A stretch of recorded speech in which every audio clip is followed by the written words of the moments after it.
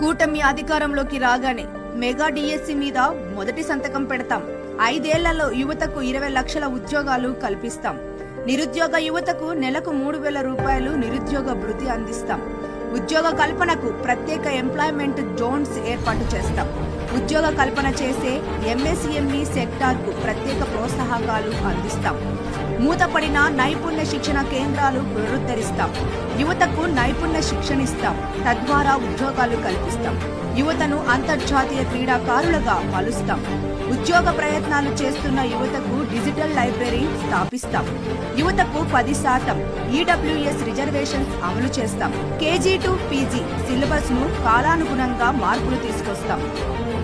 Doctor Ambedkar విదేశీ విద్యా పథకాన్ని అమలుపరుస్తాం.